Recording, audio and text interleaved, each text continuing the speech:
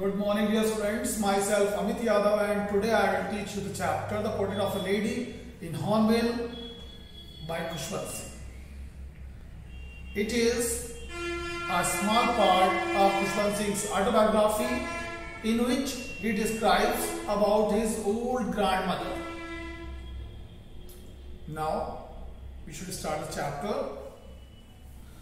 My grandmother, like everybody's grandmother, was an old woman.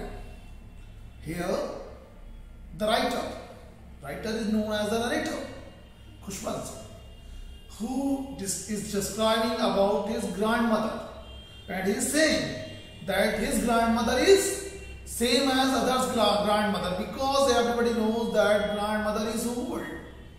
She has been old and wrinkled for the 20 years that I had known her. It is said by him that he has seen his grandmother same in this condition from last 20 years. She is not changed. And now people say that she had once been young and pretty and had even had a husband, but that was hard to believe. People are saying, people see that grandmother was very pretty in her young age, but it is very hard to believe. And my grandmother's portrait, my grandfather's portrait hung above the mantelpiece in the drawing room. Now, the writer wants to describe about the description of his grandfather. Grandfather is no more. Only the picture of grandfather is hanging above the mantelpiece. Mantelpiece is that type of place that is used in the living room of above the fireplace. And after it, he wore a big turban and loose fitting clothes. And as we already know that he was sick, and most of the Sikhs always wear loose clothes, same as his grandfather was wearing in the portrait. He was not in real. He was only a smart description in the portrait. And after that, he wore a big turban and loose fitting clothes, and one loose fitting clothes. And his long white beard covered the base part of his chest, and he looked at least 100 years old. Now, his beard, as we already know that in Sikh religion, beard is compulsory. So, his beard covers most part of his chest, and it is in white color. And he did not look the sort of person who would have a wife or children. He was not just like a person who has a lot of wife or children, but he is a person who is showing that he has a lot of grandchildren. And as for my grandmother being young and pretty, the thought was almost revolting. What was the thought that was revolting for him? Because it is very revolting for him that he always thinks that his grandmother was pretty in her young age. It is very hard to believe for him. She often told us of the games she used to play as a child. Many games were played by her grandmother in childhood.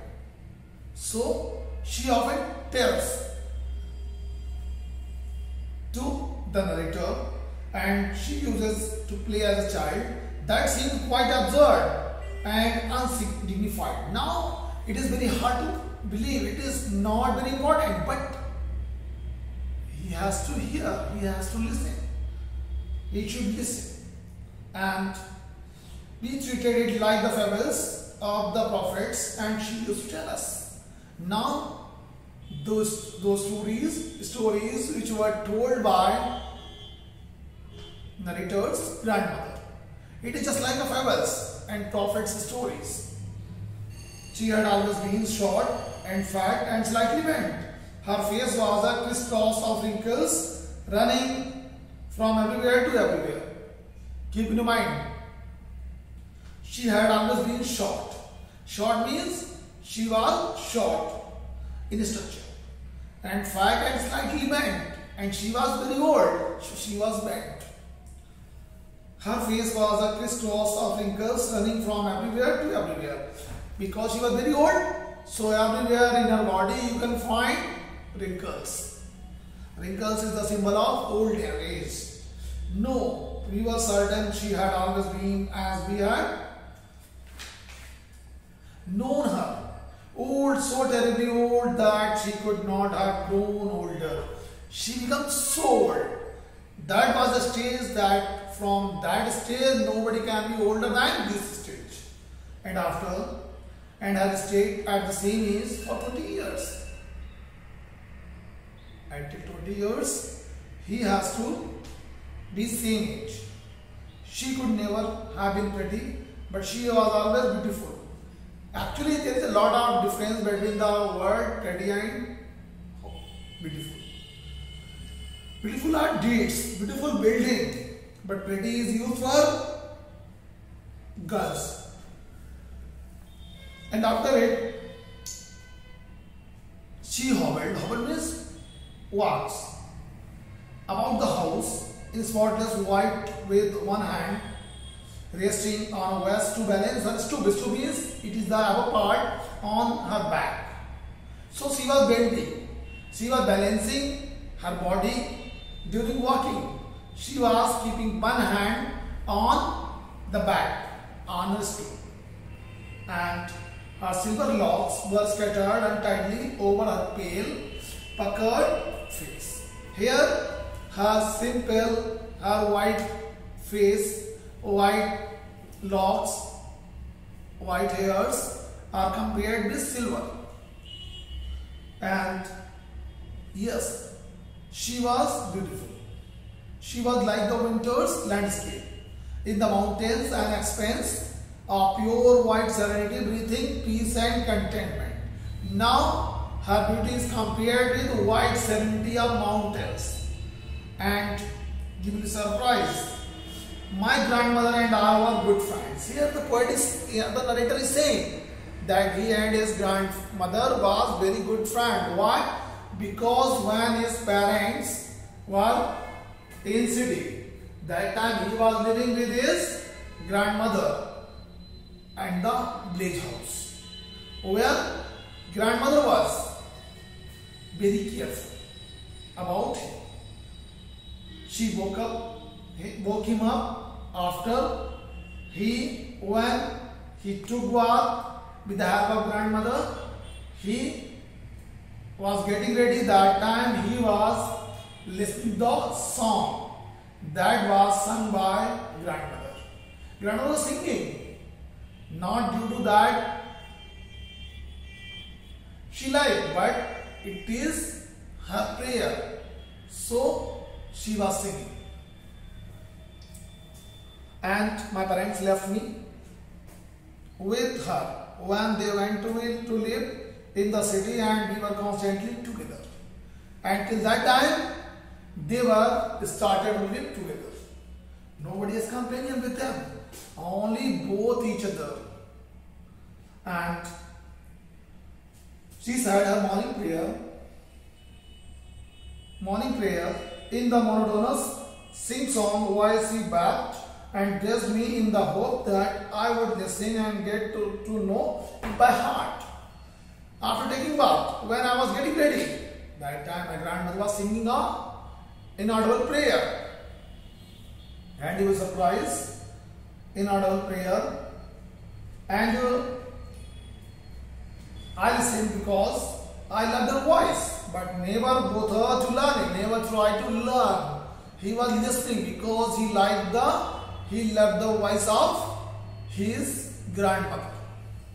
And then she would fetch my wooden slate, which she had already washed and plastered with a chalk. Actually, that time slate was running. Slate that is made of wood or tin. So it is washed with black, and chalks were also there. It is an earthen ink pot. And after and her lips constantly moved. Then she would fetch my wooden slate when she had already washed and plastered with yellow chalk a tiny earthen ink pot. Ink pot that is small. In that ink is filled, but it is made of clay. And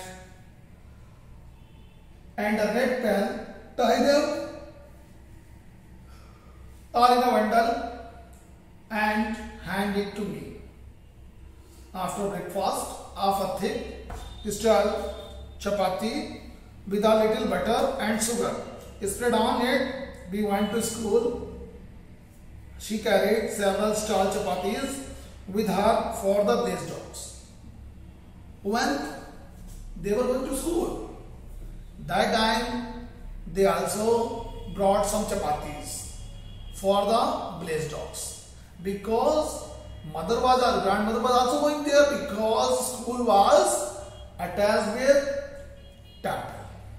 Whereas the narrator was learning alphabets, morning prayers, same as grandmother was reading the scriptures in temple. And during departure time, when they returned, that time they threw the stale chapatis to the blaze dogs, and blaze dogs crowd each other, fight for bread, for chapatis. And after, my grandmother always went to school with me, because the school was attached to the temple. The priest taught us the alphabet and the morning prayer. That time education system was this in the village, in the rural area, because education system was based on religious thoughts, religious prayers, alphabets only. No place for science, modern technology, modern science, modern subjects. And while the children sat in rows on either side of the veranda singing the alphabet or the prayer in a chorus, my grandmother sat inside reading the scriptures. When we have both finished, we would walk back together. This time the blaze dogs would meet us at the temple door.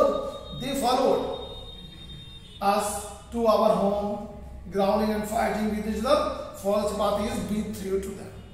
It is right, because the dogs barked each other due to great chapatis, which was thrown by narrator's grandmother. And after it, when my parents were comfortably settled in the city, they sent for us. That was a turning point in our friendship. Although we shared the same room, my grandmother no longer came to school with me. I used to go to an English school in a motor bus. There was no dogs in the street. She took to feeding sparrows in the courtyard in our city house. When narrator's parents were settled in the city, that time parents called them. Now they also living in city house, and there he was used to go to school by motor bus in an English medium school, and here grandmother is free, because their grandmother has no time, only no work. She was passing her work time to feeding the sparrows and spinning the wheel, because that time she was not able to go with narrator to school, because he was going with motor bus. And it was known as the turning point in the relation of grandmother and grandchildren. And after it, as the years rolled by, we saw less to each other. It is right, because they are growing more and more. Grandmother was busy in spinning wheels. Grandmother was busy in feeding the sparrows in noontime. Same as grandchildren, the narrator was also busy in his study. In the city school, he was learning a lot of things. Just like music, one day he informed that he wanted to learn music. Music will be taught from tomorrow. Hearing this, grandmother became very sad, because that time it was not good to learn music for the high gentry, because it is the monopoly of our lords and beggars. So nobody liked to learn music. And so because he was learning in an English medium school, studying in English medium school, so he was thinking about this. And after it,